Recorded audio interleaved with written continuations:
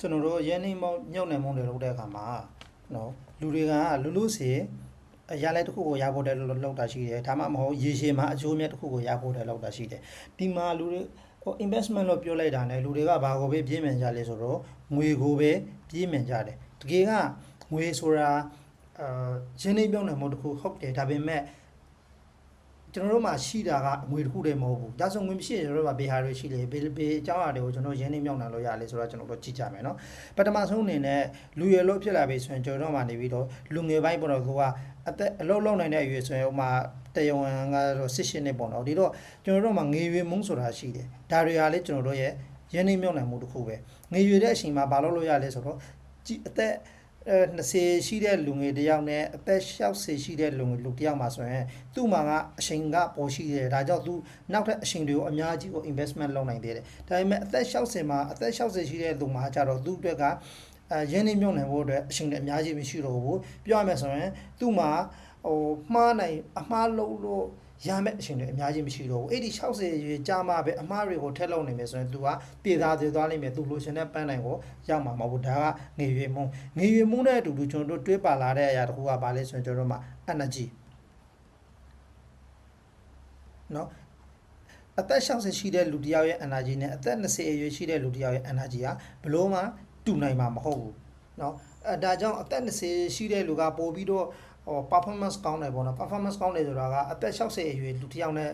နှိုင်းယှဉ်လာတဲ့အခါမှာသူကအလုပ်တွေကိုပို့ပြီးတော့မြင်မြင်ဆန်ဆန်ပြီးနိုင်စွမ်းရှိတယ်ပို့ပြီးတော့အလုပ်တွေအများကြီးကိုလုပ်နိုင်စွမ်းရှိတယ်ဒါကကြတော့သူကငွေရွေမှုမှာရှိတဲ့ငွေရွေမှုနဲ့အတူတွေးပါလာတဲ့ energy ပေါ့နောက်တစ်ခုကကျွန်တော်တို့မှာဘာရှိလဲဆိုရင်အသက်အရွယ်ကြီးလာတာနဲ့အများကျွန်တော်တို့မှာskill ရှိလာတယ်နော် skill ဆိုတာကကျွမ်းကျင်မှုတွေရှိလာတယ်နော်ဥပမာတချို့ဆိုရင်ဘာသာစကားတက်မယ်တချို့ဆိုရင်နေပညာတွေကျွမ်းကျင်လိုက်မယ်ဟာလားတချို့ဆိုရင်ဘယ်လိုဖြစ်မလဲတခြားပညာရဲ့တစ်ခုခုကိုပေါ့နော်ကျွမ်းကျင်တာရှိလိမ့်မယ်ဒီဟာတွေကကျွန်တော်တို့တဲ့ရင်းနှီးမြှုပ်နှံမှုပဲဒီတော့ဒီ skill တွေကိုတန်ထားရှင်းဟာလဲကျွန်တော်တို့ရေရှည်မှာဘာဖြစ်နိုင်လဲဆိုရင်ရင်းနှီးမြှုပ်နှံမှုတစ်ခုဖြစ်လာနိုင်တယ်ဒီဟာတွေကိုသုံးပြီးတော့ကျွန်တော်တို့မှာဝန်ငွေတွေရအောင်လုပ်လို့ရတယ်စီးပွားရေးလုပ်ငန်းတွေထူထောင်လို့ရတယ်လူတွေကိုအကျိုးပြုတဲ့လုပ်ငန်းတွေကိုတည်ဆောက်လို့ရတယ်ဒါကလည်းကျွန်တော်တို့အတွက်ရင်းနှီးမြှုပ်နှံမှုတစ်ခုပဲဒါဆိုရင်ကျွန်တော်နောက်တစ်ချက်ကြည့်မယ်နောက်တစ်ချက်ကဘာလဲဆိုတော့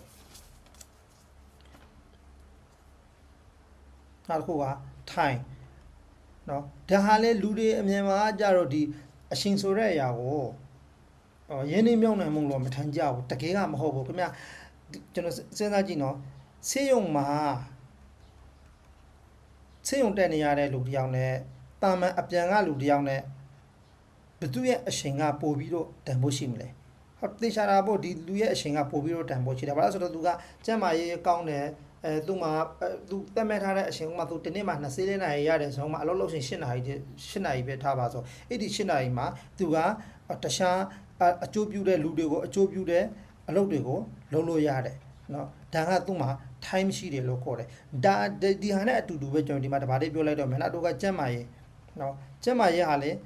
ကျွန်တော်တို့တဲ့ရင်းနှီးမြှုပ်နှံမှုတစ်ခုပဲဘာလို့ဆိုတော့ကျန်းမာရေးကောင်းတဲ့သူနဲ့ကျန်းမာရေးမကောင်းတဲ့သူကဘယ်သူကပို့ပြီးတော့အလုပ်တွေလုပ်နိုင်မလဲဘယ်သူကပို့ပြီးတော့ business တွေရှာနိုင်မလဲတခြားလူမှုကျူပြုတဲ့လုပ်ငန်းတွေကိုလုပ်နိုင်မလဲဆိုတော့ဒီကျန်းမာရေးကောင်းတဲ့သူကကြတော့ခုနပြောသလိုပို့ပြီးတော့ဒီအများအကျိုးပြုတဲ့လုပ်ငန်းတွေကိုသူလုပ်နိုင်လိမ့်မယ်ဒါကကြတော့ကျန်းမာရေးနဲ့ပတ်သက်တဲ့ဟာဒါကြောင့်ကျွန်တော်တို့မှာအသက်ငယ်ရွယ်နဲ့ဘာမှinvestment လုပ်စရာဘာမှရင်းနှီးမြှုပ်နှံစရာမရှိဘူးလို့တွေးမနေနဲ့เนาะဒီနေရာမှာကျွန်တော်တို့ level ရှိတယ်ဆိုရင်เนาะကျွန်တော်ဒီမှာနည်းနည်းပြောမယ်เนาะဘယ်လိုဟာတွေကကျွန်တော်တို့တဲ့တကယ်ရင်းနှီးမြှုပ်နှံမှုလဲရင်းနှီးမြှုပ်နှံမှုမှာ level ရှိတယ်သူ level မှားပြီးတော့ရင်းနှီးမြှုပ်နှံနေရင်ခင်ဗျာအသက်အသာကြီးသွားလိမ့်မယ်ကိုလိုချင်တဲ့ပန်းတိုင်ကိုရောက်မှာမဟုတ်ဘူးเนาะခဏလေးပါ sorry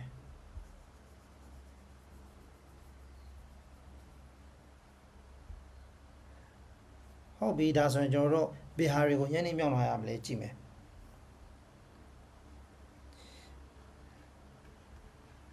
နေရတဲ့အချိန်မှာသူ့မှာကျန်းမာရေးကောင်းတယ်ဒါကျန်းမာရေးကောင်းတဲ့သူတွေပြောတာပေါ့နော်မကောင်းတဲ့သူတွေရှိမှာပေါ့ကျန်းမာရေးကောင်းတယ်သူ့မှာအရှင်ရှိတယ်เนาะနောက်ပြီးတော့ energy ရှိတယ် ဒီဟာတွေကိုရင်းနှီးမြှုပ်နှံပြီးတော့ကျွန်တော်တို့ကဘာလုပ်ရမလဲဆိုရင် skill တွေရှာရမှာကျွမ်းကျင်မှုတွေရှာရမှာဒီဟာတွေရင်းနှီးမြှုပ်နှံပြီးတော့ခင်ဗျငွေသွားမရှာနဲ့အောင်တော့ပထမဆုံးငွေသွားမရှာနဲ့အောင်ဘာရန်ရှာရမလဲဆို skill ကိုရန်ရှာရမှာဘာလို့ဆိုတော့ဒီဟာတွေကလူတိုင်းမှာရှိတယ်တူတူများများမှာရှိတာပေါ့နော်ကျက်မာရေးတို့အရှင်တို့ energy တို့ဆိုတာကလူတူတူများများမှာရှိတယ်အဲ့ဒီဟာတွေကိုသုံးပြီးတော့ပဲခင်ဗျငွေတွေကိုသာရှာနေမယ်ဆိုရင်တခြားတော့နော်ငွေတွေကိုရှာနေမယ်ဆိုရင်အခုတော့ခင်ဗျအသက်20ပေးထားပါစို့ငွေတွေကိုရှာနေမယ်ဆိုရင်တစ်လမှာနော်ဥမာငွေတွေကိုရှာလို့တစ်လမှာထားလိုက်ပါစို့ဗျာခင်ဗျတစ်လမှာ9သိန်းရတယ်ဆိုပါစို့တကယ်ကဒီအဲ့လောက်တော့မရဘူးနော်တစ်လမှာ9သိန်းတော့မရဘူးနော်ဒါဥပမာဒီခေတ်အချိန်တွေကကျွန်တော်ပြောတာတခြားဘာစကီမှမရှိဘူးသူမှကျမ်းမာရေးကောင်းတဲ့အရှင်ရှိတဲ့ energy ရှိတယ်ဆိုရင်သူကတစ်လမှာ9သိန်းရတယ်ဆိုပါစို့ခင်ဗျနှစ်ပေါင်းဒါအသက်20အရွယ်မှာတကယ်လို့ခင်ဗျအသက်40အရွယ်မှာเนาะနှစ်ပေါင်း20ကြာသွားတဲ့အချိန်မှာအလွန်ဆုံးရရင်ခင်ဗျဒီဟာကဘာဖြစ်မလဲဆိုရင်9သိန်းကနေ9သိန်းပေးရလိမ့်မယ်ဘာလို့ဆိုသူ့မှာ skill ရပါမလားဘူး skill ပါမလားတဲ့အခါကျတော့သူ့မှာကသူကအသက်အရွယ်သာကြီးလာတာသူ့ရဲ့ productivity လို့ခေါ်တာပေါ့နော်သူ့ရဲ့ productivity က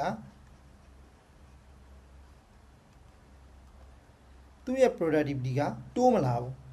တိုးမလာတဲ့အပြင်ဘာဖြစ်သွားမလဲဆိုတော့အသက်20အရွယ်မှာရှိတဲ့ energy နဲ့အသက်40အရွယ်မှာရှိတဲ့ energy ကမတူတော့ဘူးတဘောကပြောတာနော်အဲ့ဒီခါမှာဘာဖြစ်လာလဲဆိုရင်သူဒီအချိန်မှာသူ့အတဏှာကြီးမှာပစ္စည်းအခု100ကိုထုတ်လုပ်နိုင်တယ်ဆိုရင်ဒီအချိန်မှာကျတော့အသက်40ရွယ်မှာသူပစ္စည်း100ကိုမထုတ်လုပ်နိုင်တော့ဘူးအလွန်ဆုံးထုတ်လုပ်နိုင်50 60ပေါ့တဘောပြောပါတာနော်ဒီလိုဘာဖြစ်လဲဆိုရင်သူ့ရဲ့ဝန်ငွေကပိုပြီးတော့တောင်ကြာချင်ကြာသွားနိုင်လိမ့်မယ်ကြာဒီမှာငွေကြေးအပြင်ငွေကြေးဖောင်းပွားမှုတွေများလာလို့တော့ငွေ amount ပေါ့နော်ငွေပမာဏကများရှင်များလာလိမ့်မယ်ဒါပေမဲ့သူထုတ်ပေးနိုင်တဲ့ value ကကြတော့ကြာလာတယ်ဒါကကြတော့ဒီကျက်မာရေးကောင်းတဲ့အချိန်နော်ကျက်မာရေးကောင်းနေတဲ့အချိန်အချိန်တွေလေးရှိနေတဲ့အချိန် energy လေးရှိနေတဲ့အချိန်မှာဒီဟာသုံးခုကိုပဲအရင်အနေပြုပြီးတော့ငွေရှာတဲ့သူတယောက်ရဲ့ life plan ဒါ life plan တစ်ဖက်မှာကြတော့ဒီမှာ skill ကိုစုမယ်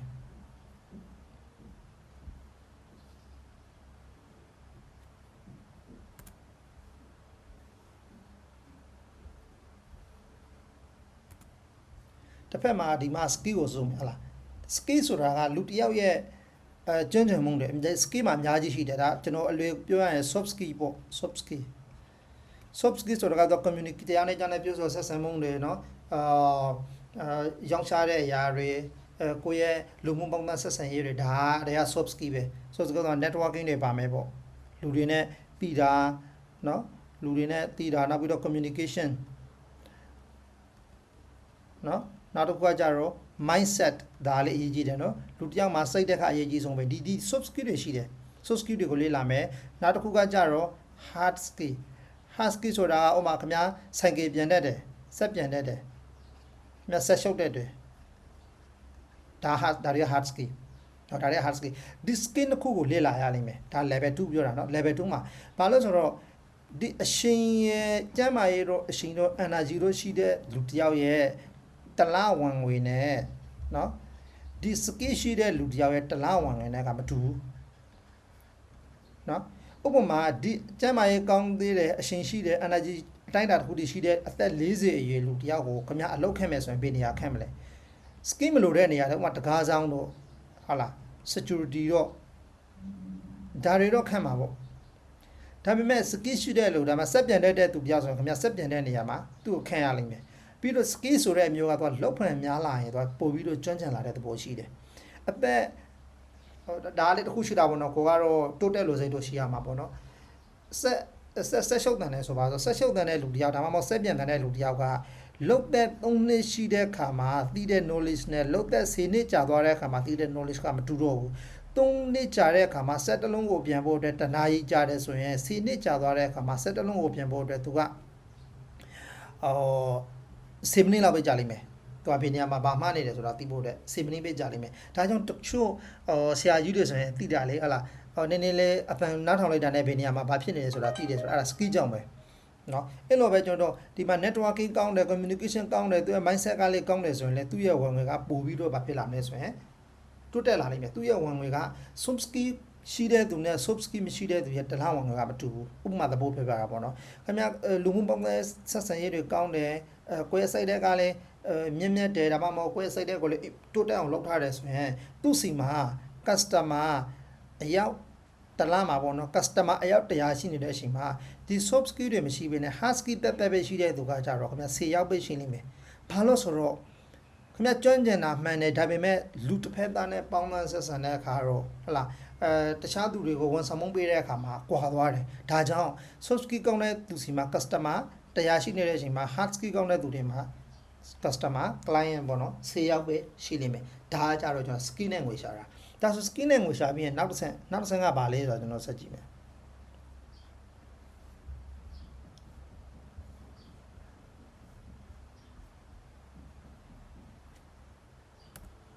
ခုနဟာကြတော့ hard skill เนาะ hard skill ပြီးပြီ hard skill ဆိုရင်ကျွန်တော် soft skill ကိုကြည့်မယ်sorry level 2ပြီးပြီ level 2ပြီးပြီဆိုရင် level 3ဒါ level 3ကဘာလဲเนาะ level 3ကငွေနဲ့ငွေရှာတာလာပြီခုနကဟာမှာဘာဖြစ်လဲဆိုရင်ပထမ level မှာကခင်ဗျ energy ဒီမှာเนาะပထမ level မှာဆိုရင်အချိန်နဲ့ငွေရှာတယ်ဟုတ်လား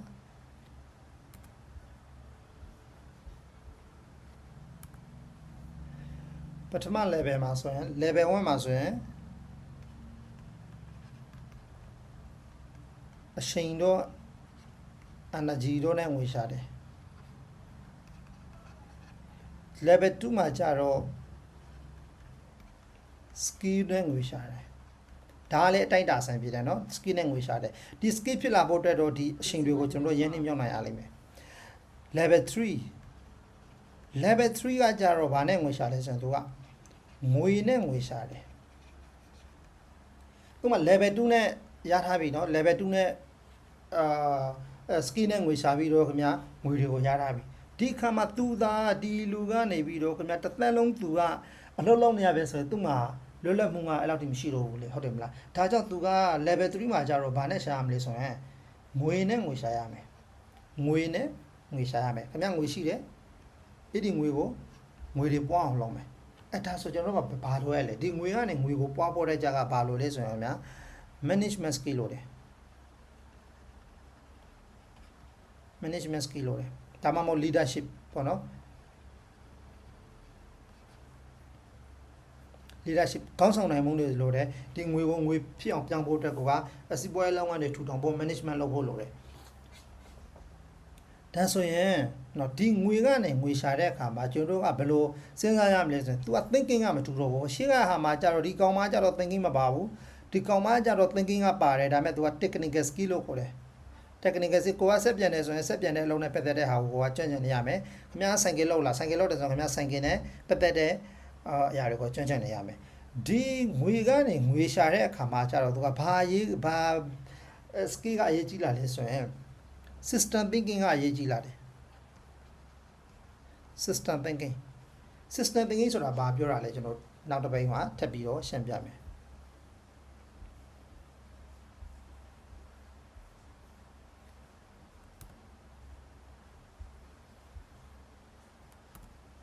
ဟုတ်ပြီဒါဆို system thinking ကဘာလဲ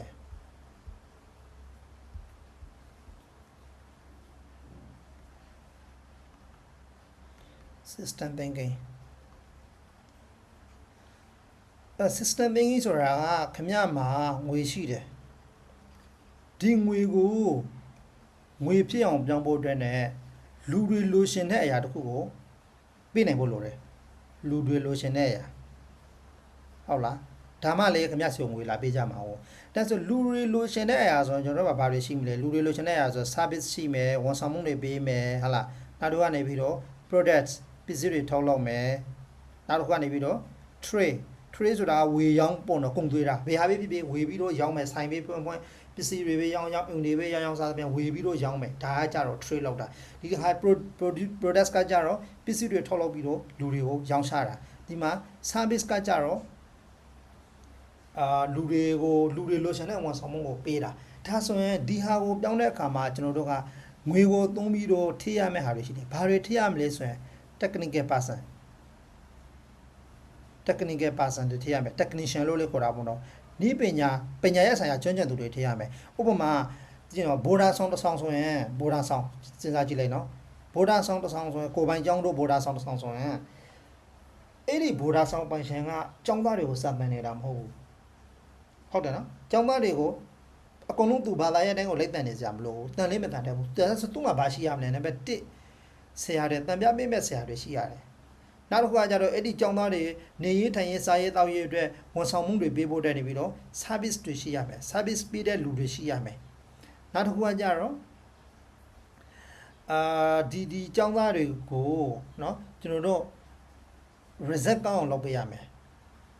ဒီ reset ကောင်းအောင်လုပ်တာကခုနပြောတဲ့ဒီဟာတွေကိုသုံးပြီးတော့ reset ကောင်းအောင်လုပ်တာသူတို့ကိုအောင်မြင်မှုရအောင်လုပ်ပေးတာဒါကကြတော့ဗုဒ္ဓဆောင်ကိုကျွန်တော်ဥပမာပေးတာဒါဆိုရင်ဒီကျောင်းကဘာလုပ်နေလဲနော်ကျောင်းကဘာလုပ်နေလဲဆိုရင်ဒီကျောင်းကစာလေးမတန်ဘူးသူကဘာလုပ်လဲ management လုပ်တယ် management လုပ်တယ်နော်ဒါဗုဒ္ဓဆောင်တစ်ခုအနေနဲ့ဥပမာရှင်းပြတာဒါဆိုဗုဒ္ဓဆောင်မဟုတ်ဘဲနဲ့ကျွန်တော်နောက်တစ်ခုဥပမာပေးမယ်ခင်ဗျာအခုမြန်မာနိုင်ငံမှာဆိုရင်အောင်မြင်နေတဲ့ဥပမာစပန်ညက်ဆိုင်တွေရှိတယ်နော်စပန်ညက်ဆိုင်တွေဆိုရင်ဟို system နဲ့သွားရတဲ့ဆိုင်တွေဆိုဟိုဟာပေါ့ဥပမာ just ဆိုရင်သူက system နဲ့သွားနေတာဟုတ်လားဒါဆိုရင်အဲ့ဒီ just လုပ်ငန်းပိုင်ရှင်ကသူကစပန်ညက်တက်လို့လား no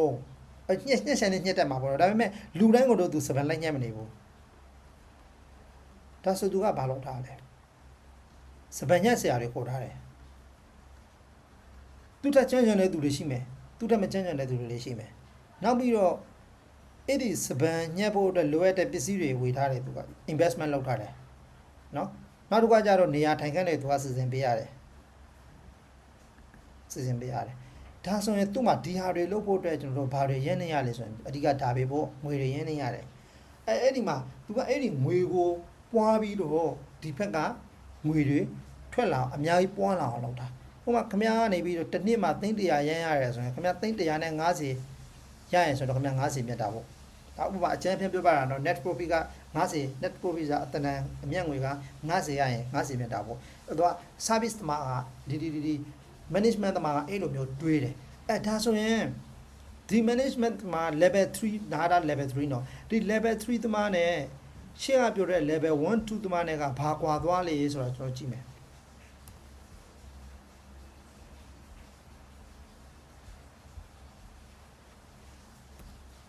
နော်ရှေ့က level 1 2တမနဲ့ဘာကွာသွားလဲ level 1တမမှာကသူလုံးမသူရတယ် level 2တမမှာက level 2တမမှာလေသူလုံးမသူရတာပဲဒါပေမဲ့သူကငွေကပိုကောင်းတယ်နော်ငွေကပိုကောင်းတယ်နောက်ပြီးတော့သူ့ရဲ့ skill ကိုတခြားသူတွေကိုမျှဝေပေးလို့ရတယ်သူသားသမီးတွေကိုမျှဝေပေးလို့ရတယ်တန်ပေးလို့ရတယ်ပေါ့နော်တချို့ skill တွေပြောတာအကုန်လုံးတော့မရဘူးပေါ့နော်ဟုတ်ပြီဒါ level 2ဒါဆို level 3 အောင် level 3မှာကြတော့သူက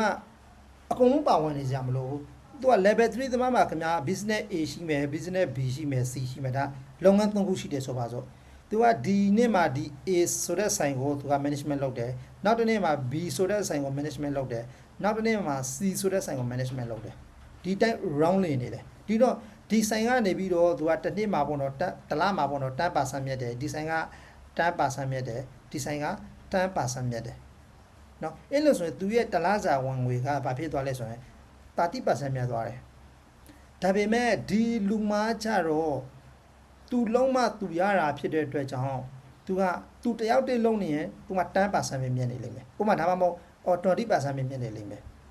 တဘောပြောတာနော်ဒီဟာမှာကြတော့သူက10%ဆိုတော့30%မြတ်တယ်သူကနောက်စီးပွားရေးတဘောတရားကြတော့ရှုံးရှင်လေးရှုံးနိုင်တယ်ညက်ရှင်လေးမြတ်နိုင်တယ်နောက်တစ်လမှာသူက10%ခိုင်းနှုန်းနဲ့နေရှင်လေးနေသွားနိုင်တယ်ဒီက10%ခိုင်းနှုန်းနဲ့လည်းပိုရှင်လေးပိုသွားနိုင်တယ်ဒါ business ရဲ့တဘောတရားပဲဒါကကြတော့ level 1 2 3နဲ့ကျွန်တော်ပြောပြတာဒါဆိုရင် level 4ဆိုတာရှိသေးတယ်နော်ဒီ level 3မှာကြတော့သူက management ပါရသေးတယ်နော် management ကလုံးဝမပါရတာမဟုတ်ဘူးပါရသေးတယ် management ပါရသေးတယ်သူဒါပေမဲ့100% ပါစရာမလိုတော့ဘူးဒီ level 2မှာကြတော့ तू မရှိရင်ဘာမှလုပ်လို့မရတော့ဘူးဒါ level 3မှာကြတော့ तू မရှိဘူးရတယ်တခြားသူတွေကသူ့မှာခန့်ထားတဲ့ technician တွေကသူ့ရဲ့ business ကို run ပေးထားတယ်เนาะဒါ level 2 level 3ကြည့်မယ် sorry level 3ဒါ level 4ကြည့်မယ်လို့ဆိုနော်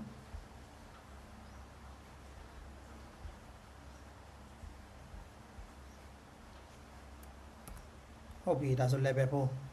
4 level 4ကဘာလဲဟိုဒီဟာနည်းနည်းမြင်တယ် level 4ကကြတော့သူကဘာလုပ်လဲဆိုတော့သူရဲ့ပါဝင်မှုက0 level ရှာတာတဘောပေါင်းတော့သူရဲ့ပါဝင်မှုကဘယ်ထိရောက်လဲဆို0 level ရှာတာဒါဆိုရင်ဘာဖြစ်လဲဆိုတော့သူ့မှာစီးပွားရေးလုပ်ငန်းဟိုမှာ A B C D E เนาะဒါတွေရှိတယ်ဆိုပါစို့ A B C D E ဆိုတဲ့လုပ်ငန်း၅ခုရှိတယ်အဲ့မှာလုပ်ငန်းတစ်ခုရှင်းစီမှာ technician တွေရှိမယ် technician တွေဆိုတာဒီပညာဝန်ထမ်းတွေပေါ့เนาะရှင်းမှာကျွန်တော်ပြောခဲ့တာနောက်တစ်ဆင့်သူကဘာတက်တာလဲဆိုတော့ manager တွေရှိမယ်ရှင်းမှာကြတော့သူက manager လုပ်နေတယ်သူကလုပ်ငန်းတစ်ခုကိုဥပမာ manage လုပ်တယ်လုပ်ငန်း၅ခုကို management လုပ်တယ်ဆိုတော့သူကသွားပြီးတော့ manage လုပ်နေရသေးတယ်ဒီ level မှာ level 4မှာကြတော့ leadership လို့ပြောရပါဆိုတော့ leader level လို့ပြောရမှာပေါ့နော်သူ့မှာကြတော့ဘာလဲဆိုတော့ဒီ manager level ကိုတော့မှသူကဝန်မလုပ်တော့ဘူးသူက manager level မှာ management ခံထားလိုက်တော့သူကခုနပြောတဲ့တနေ့မှာလုပ်ငန်းတစ်ခုကိုတွားပြီးတော့ကြီးကြပ်နေစရာမလိုတော့ဘူးတနေ့မှာအခုတော့ကဆိုရင်တနေ့မှာလုပ်ငန်းတစ်ခုကြီးကြပ်တယ်လုပ်ငန်းတစ်ခုကို3ရက်ကြီးကြပ်တယ်အဲ့လိုမျိုးပေါ့နော်ဒါပေမဲ့ဒီဟာမှာကြတော့သူကလုပ်ငန်း3ခုကိုသူကကြီးကြပ်နေစရာမလိုတော့ဘူးကြီးလည်းမကြီးကြပ်တော့ဘူးဒါဆိုသူကဘာလုပ်လဲဆိုတော့သူက strategy ပေးချပေးတယ် strategy ပေးချပေးတော့တယ် strategy ဆိုတာကခင်ဗျာဒီလုပ်ကိုလုပ်မယ်ကျွန်တော်တို့ကဒီလုပ်မှာဒီလောက်ဝင်ရမယ်ဒီလောက်ကအကျိုးမြတ်ရနိုင်ရှိလားဘယ်လောက်မြတ်နိုင်ရှိလဲအဲ့ဒါပဲသူကစဉ်းစားတယ်ဒီလောက်ကဘယ်လောက်မြတ်နေလဲနော်သူက manage သူကဘာတွေလုပ်လဲဆိုဒီလုပ်ငန်းတွေကနေပြီးတော့ manager တွေကတက်လာတဲ့ report တွေကိုကြည့်တယ် report တွေကိုကြည့်လိုက်မယ်သူ report တွေကိုကြည့်တယ်ဒီလုပ်ငန်းကအလားအလာရှိလားဒီလုပ်ငန်းချုံးနေရှိလားနိုင်ငံမှာနေပြီးတော့လူတွေကဘာတွေလိုအပ်နေလဲဘယ်လောက်တိုင်းတာထိလိုအပ်လဲဒီဟာတွေကိုပေးဖို့အတွက်လူတွေမှာငွေကြေးဘယ်လောက်ရှိလဲသုံးစွဲနိုင်မှုပါဝါ spending power လို့ခေါ်တာပေါ့နော်သုံးစွဲနိုင်မှုပါဝါကဘယ်လောက်ရှိလဲဒါတွေကိုကြည့်ပြီးတော့သူက strategy ရှာလိုက်မယ်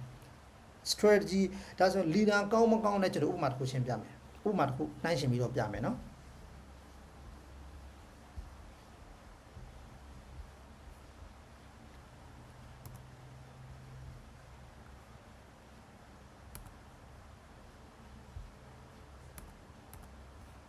ဥပမာခင်ဗျာမြန်မာနိုင်ငံနဲ့ပဲစဉ်းစားလိုက်တော့နော်မြန်မာနိုင်ငံနဲ့ပဲစဉ်းစားလိုက်တော့ sorry မြန်မာနိုင်ငံနဲ့ပဲစဉ်းစားလိုက်တော့ဒီမှာခင်ဗျာကုမ္ပဏီ၅ခုရှိတယ်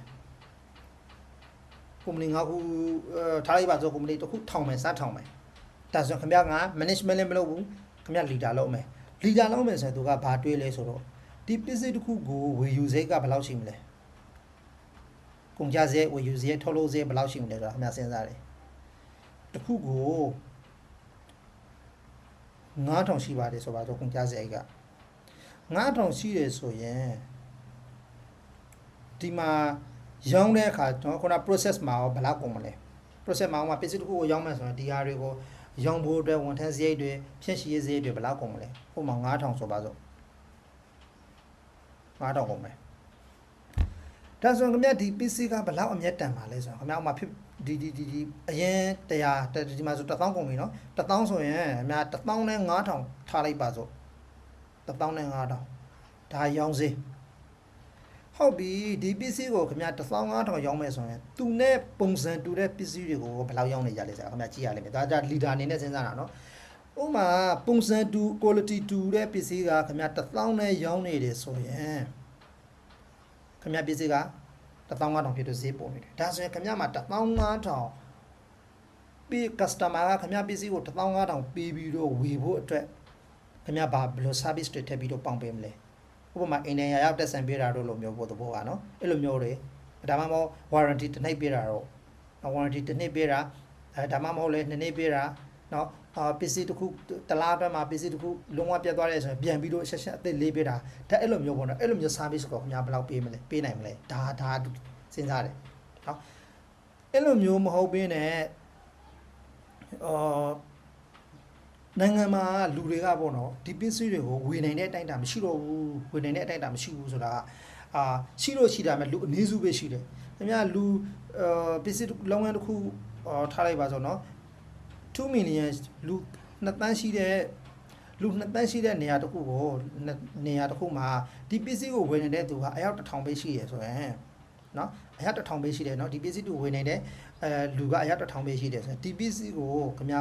တန်သွင်းပြီးတော့ရောင်းချလို့ကြိုက်ပါမလားဆိုတာစဉ်းစားရလိမ့်မယ်ကိစ္စစဉ်းစားတယ်နော်ဘာလို့ဆိုတော့သူက manufacturing ထုတ်လုပ်တဲ့ကုန်ကြစရိတ်တွေ marketing လောက်ရမှာတွေရှိတယ်လေ marketing ကနေပြီးတော့သိန်း1000လောက်ရင်းပြီးတော့လောက်လိုက်မှလူ1000လောက်ပဲဝယ်နိုင်တဲ့ပစ္စည်းဆိုရင်ခင်ဗျာပစ္စည်းတစ်ခုက9000မြင့်နေဆိုရင်အဆင်မပြေဘူးလေတဖို့တရားပြောပြတာနော်သူကဒီခုနပြောတဲ့ leader ဆိုတာဒါတွေကိုစဉ်းစားတာ leader ဆိုတာဒါတွေကိုစဉ်းစားတာနောက်တစ်ခုကနေပြီးတော့ခင်ဗျာလုပ်ငန်းတစ်ခုတူထောင်မယ်ဆိုအဲ့ဒီလုပ်ငန်းကဘယ်နှစ်နှစ်အတွင်းမှာဒီလုပ်ငန်းကအမြဲရနိုင်ရှိလဲနောက်ပြီးတော့ဒီလုပ်ငန်းဟာဘယ်လောက်ထိရေရှည်မှာခင်ဗျားရဲ့လုပ်ငန်းကိုအကျိုးပြုနိုင်တဲ့အတိုင်းတာရှိလဲအကျိုးပြုနိုင်ရှိလဲရေရှည်ကဘယ်လောက်ထိသွားနိုင်တဲ့အတိုင်းတာရှိလဲဥပမာလူ1000ရှိတဲ့နေရာတစ်ခုမှာဟိုကကြက်မရေးလိမ့်စားတဲ့သူကလူ900ရှိတယ်ဆိုပါစို့လူ900ရှိတယ်နော်လူ900ရှိတယ်ဆိုတော့ခင်ဗျာအဲ့ဒီညမှာဂျန်ယုံတယုံဖွင့်မယ်ဂျန်ယုံတယုံဖွင့်မယ်ဆိုရင်ဒီဂျန်ယုံဖွင့်ဖို့တက်ခင်ဗျာသိန်း2000ကုန်မယ်သိန်း2000ကုန်မယ်ဆိုရင်ဒီ900ကဒီသိန်း2000ကိုကာဘာဖြစ်ဖို့အတွက်ဒါတော့မှကျွန်တော်ကဟိုပြောတာနော်ဒီ900ဆိုတာကကြက်မရေးလိမ့်စားတဲ့သူကတော့အကုန်လုံးကဂျန်ဆိုဆိုင်မှာဆိုလိမ့်မယ်ဒီ900မှာရောဟိုမှာဆိုပါတော့နော်ဂျန်ကသိန်း2000ကုန်တယ်ဆိုဒီသိန်း2000ကိုအရန်ရဖို့အတွက်နော်ခင်ဗျဘယ်နှစ်လောက်ရမလဲဈေးကဆိုတလမှာဥပမာ9000ဆိုပါစို့တလမှာ9000လောက်ဂျန်ဖီကောက်ရမယ်ဆိုရင်ဒီ900မှာရောတလမှာ9000ပေးနိုင်တဲ့သူရန်နေနိုင်တဲ့သူဘယ်လောက်ရှိလဲ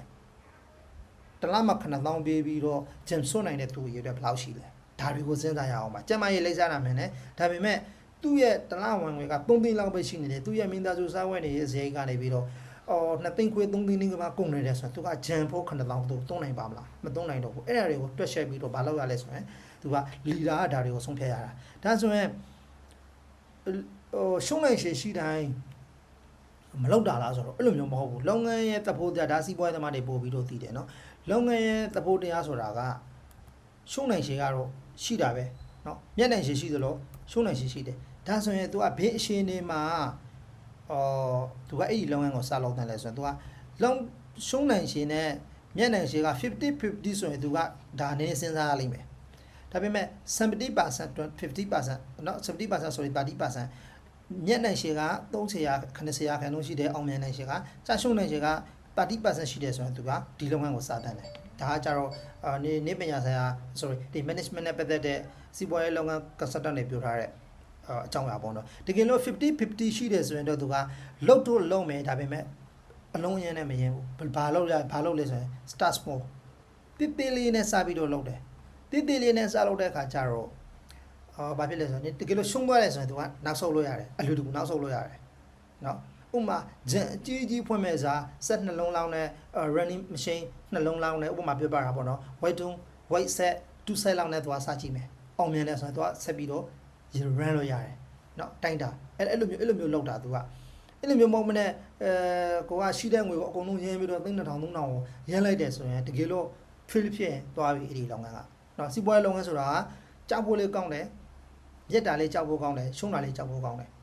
စီးပွားရေးလုပ်တဲ့မြက်တာမဟုတ်ဘူးစီးပွားရေးလုပ်လို့ရှုံးသွားတဲ့လူတွေအများကြီးရှိတယ်เนาะနောက်ဗီဒီယိုတစ်ပိုင်းမှာဆိုရင်ကျွန်တော်ဒီစီးပွားရေးလုပ်တဲ့အခါမှာဘေးအကြောင်းလူတွေအများကြီးသိကြတဲ့အကြောင်းအရာတစ်ခုကိုကျွန်တော်အသေးစိတ်လေးရှင်းပြမယ်ဒီဗီဒီယိုမှာတော့ဒီလောက်ပဲเนาะကျေးဇူးတင်ပါတယ်